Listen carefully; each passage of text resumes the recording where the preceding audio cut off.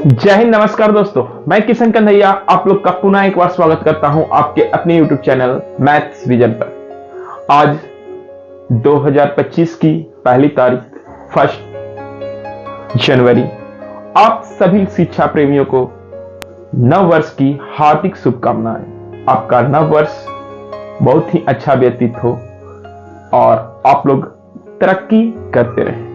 आइए हम in class की शुरुआत करते हैं। आज का एक छोटा सा लेक्चर है जो क्यूब के बारे में आज हम लोग जानेंगे। क्यूब होता क्या है उसके बारे में समझेंगे। क्यूब को समझने से पहले सबसे पहले हम लोग स्क्वायर को समझेंगे। स्क्वायर आप लोग जानते होंगे कि स्क्वायर होता क्या है। तो स्क्वायर एक ऐसी आकृति होती है, ये जो आकृति देख रहे हैं ना, ये स्क्वायर है। अगर हम इसकी बात करें तो इसकी चारों साइड यानी कि 4 साइड आर इक्वल। ये साइड, ये साइड, ये साइड, ये साइड, सभी के सभी साइड आपस में क्या होते हैं? बराबर होते हैं। साइड कह लीजिए, एच कह लीजिए, दोनों आपस में क्या होती है? बराबर होती है। अगर हम बात कर ले तो ये जो क्यूब होता है, क्यूब बनता है, तो क्यूब बनता कैसे है? तो अगर हम एक सिंपल से एग्जांपल के तौर पर अगर हम आपको देखें तो आपको यहां पर एक आकृति दिखा रहे हैं जो बिल्कुल आपको क्यूब के जैसा लग रहा होगा। क्यूब के जैसा लग रहा है क्या? ये क्यूब ही है। और इस क्यूब को समझने के लिए हम इस क्यूब की मदद से समझेंगे। एक ये क्या था, अभी बोलेंगे एक स्क्वायर था, वर्ग था। और इस तरह के वर्ग अगर हमारे पास 6 वर्ग होंगे, एक यहां लगाएंगे, दूसरा यहां लगाएंगे, तीसरा यहां लगाएंगे, चौथा यहां लगाएंगे, पांचवा यहां लगाएंगे और छठा ऊपर लगाएंगे। ये टोटल आपको 6 वर्ग की सतह मिलकर एक क्यूब का निर्माण करता है। सपोज दैट अगर हम आपसे पूछ लें कि क्यूब में होता क्या क्या है, तो आप लोग जानते होंगे कि जो क्यूब है ये 3D आकृति है। 3D आकृति है, त्रिविमीय आकृति है, 3 डायमेंशन वाली आकृति है। 3 डायमेंशन वाली आकृति में होता क्या है? तो 3 डायमेंशन वाला आकृति में आपका लेंथ होता है, आपका ब्रेथ होता है और आपका हाइट होता है। सपोज दैट अगर हम यहां इस फिगर में देख लें तो ये जो आप देख रहे हैं ये आपका लेंथ हो गया, ये आपका ब्रेथ हो गया और ये आपकी हाइट हो गई। देख रहे पा रहे हैं आप लोग क्या क्या हो रहा है? लेंथ, ब्रेथ और हाइट। और अगर हम इसी चीज को इसकी सहायता से समझें तो चलिए इसको समझते हैं। तो इसकी सहायता से समझने के लिए आप लोग देखिए, ये जो नीचे का जो एरिया आप लोग देख रहे हैं ये आपका हो गया लेंथ। ये जो आपको देख रहे हैं ये आपका लेंथ, ये एरिया आपका हो गया ब्रेथ और ये ऊपर वाला जो एरिया हो गया हाइट। आई होप समझ रहे होंगे। ये आपका लेंथ, ये आपका ब्रेथ और ये आपका हाइट। अगर हम आपसे पूछ लें कि किसी भी क्यूब के अंदर लेंथ की संख्या कितनी हो सकती है, अभी हम बोले लेंथ ये है, यानी कि इस आकृति को ऐसे किया जाए तो ये लेंथ है तो ये भी लेंथ कहलाएगा। समझिएगा, पहली बात तो ये क्यूब है। आपको हम समझाने के लिए समझा रहे हैं कि इसमें लेंथ, ब्रेथ और हाइट तीनों चीज होता है, इसीलिए इसको हम लोग कहते हैं 3 डायमेंशन फिगर, इसको कहते हैं त्रिविमीय आकृति।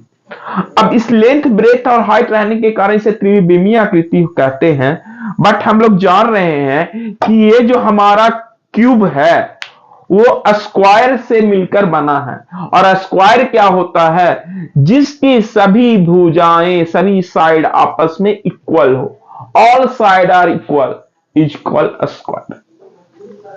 और अगर हम बात कर लें तो इस तरह के 6 स्क्वायर की सतह, 6 स्क्वायर का सरफेस, 6 स्क्वायर सरफेस मिलकर एक क्यूब का निर्माण करते हैं। फिर से देखते हैं, 1 2 3 और एक 4, एक ऊपर 5 और एक नीचे 6।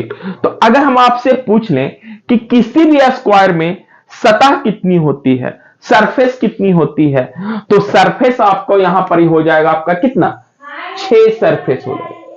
अब ये क्यूब है तो इसमें लेंथ, ब्रेथ तो हाइट होगा नहीं, ऑल साइड आर इक्वल, यानी इसमें अगर हम लेंथ, ब्रेथ और साइड की कल्पना करें तो लेंथ और ब्रेथ और हाइट तीनों को तीनों आपस में इक्वल हो।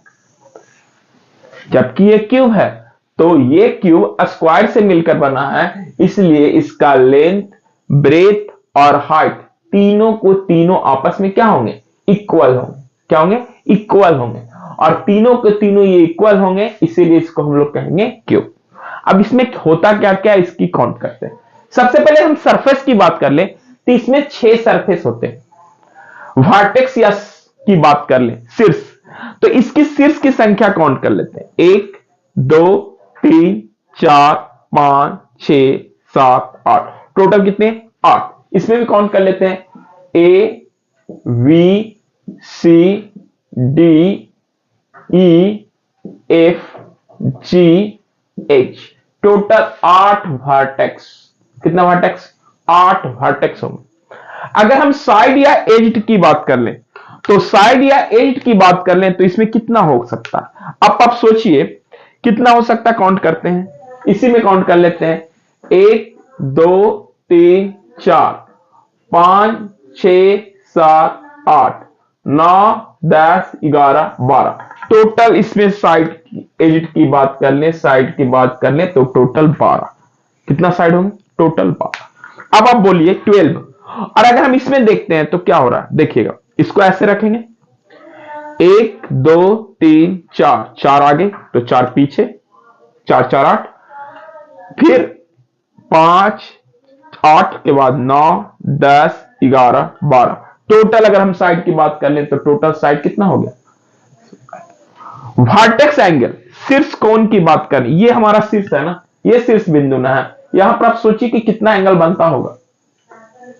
अभी ये फिगर में आप लोग देख रहे होंगे, तो यहां पर देखिए 3 एंगल बन रहा है, 1 एंगल, 2 एंगल और ये 3 एंगल, सॉरी 1 एंगल, 2 एंगल और ये 3 एंगल, ये आपका 3 एंगल बन रहा है। अगर हम इसमें बात कर लें तो इसमें भी समझते हैं, जैसे ये हमारा एक शीर्ष बिंदु है ना, ये शीर्ष बिंदु है, समझिएगा ये शीर्ष बिंदु है।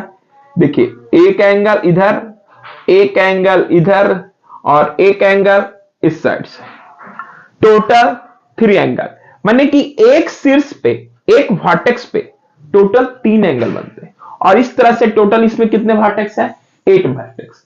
तो अगर हम बात कर लें 8 को 3 से मल्टीप्लाई कर लें तो टोटल शीर्ष एंगल, वर्टेक्स कोण की संख्या कितनी होगी, 24। और एक बहुत इंपॉर्टेंट बात आप जान लीजिए कि जो वर्टेक्स एंगल जो होता है आपका ना, सब का सब 90 डिग्री होता है। कितना डिग्री होता है, 90 डिग्री का एंगल वाला कोण बनेगा। और इसमें अगर हम एक चीज की और बात कर लें, डायगोनल की अगर हम बात कर लें, डायगोनल की अगर बात कर लें,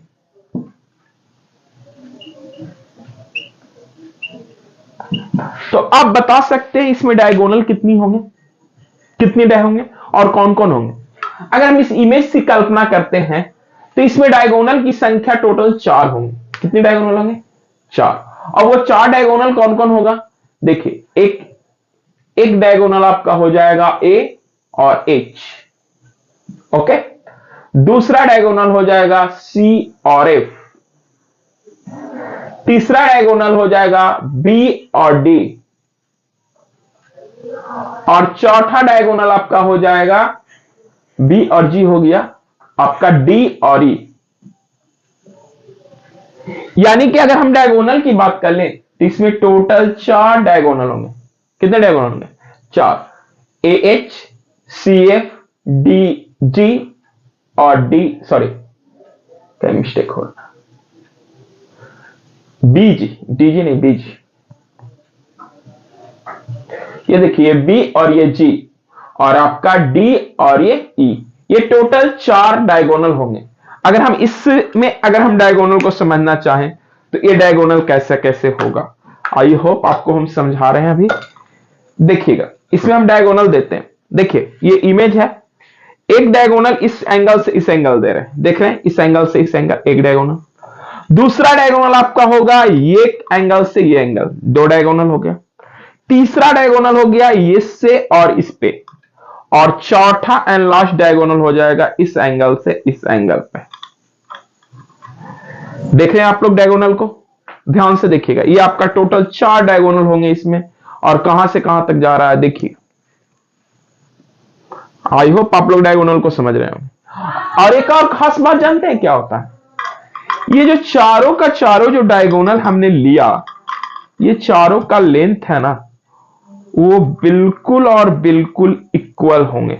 देखिए ये चारों के चारों डायगोनल जो इसमें हम अभी आपको कल्पना कर दिखाएं कि कैसे चार डायगोनल बनेगा, वो चारों के चारों डायगोनल आपस में बराबर होंगे। यानी कि अगर हम लेंथ ऑफ डायगोनल की बात कर ले तो लेंथ ऑफ डायगोनल आपका इक्वल होगा A H equal to C F equal to B G equal to D.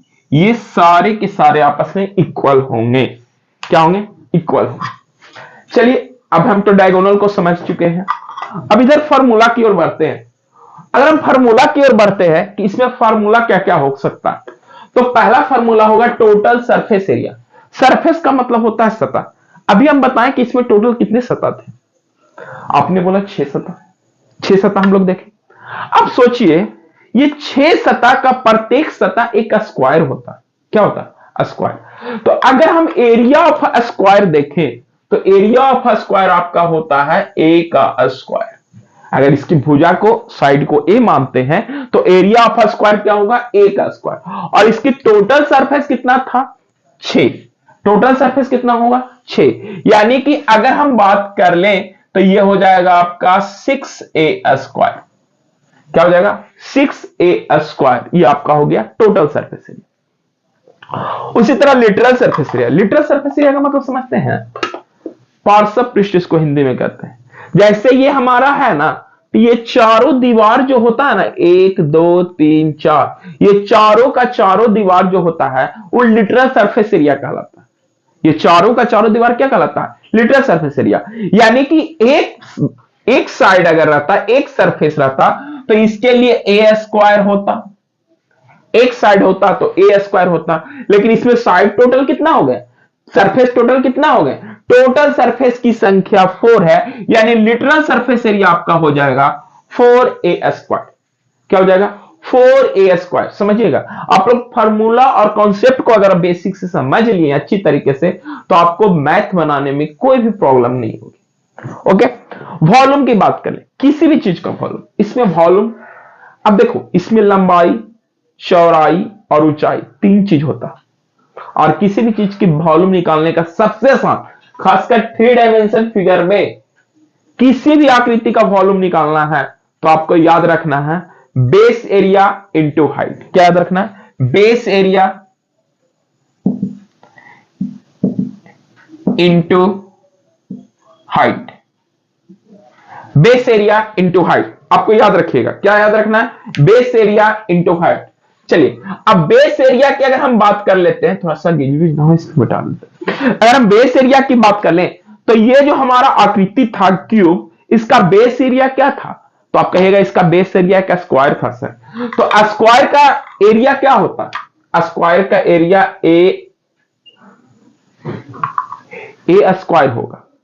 Square का एरिया क्या होगा? ए स्क्वायर। इसकी साइड ए है तो ए स्क्वायर। अब इसकी हाइट, अब देखो इसकी हाइट भी ए है, ये भी ए है, टोटल का टोटल आपका ए ही है। यानी कि इसको ए से एक बार और मल्टीप्लाई कर देंगे, यानी कि आपका वॉल्यूम निकल कर आ जाएगा ए का क्यूब। वॉल्यूम आपका क्या आ जाएगा? ए का क्यूब। उसी तरह अगर हम लेंथ ऑफ डायगोनल की बात करें, अब तुम सोचो डायगोनल को देखो हम कैसे समझते हैं। ये डायगोनल जो होता है वो किससे बना है? तो ये किसका डायगोनल? स्क्वायर का। स्क्वायर का है ना, ये स्क्वायर का ये भी भुजा ये होता है, ये भी भुजा ये होता है, ये भी भुजा ये होता है, ये भी भुजा। यहां से इस तरह से मिलाते हैं, इसी को ना हम लोग डायगोनल कहते हैं।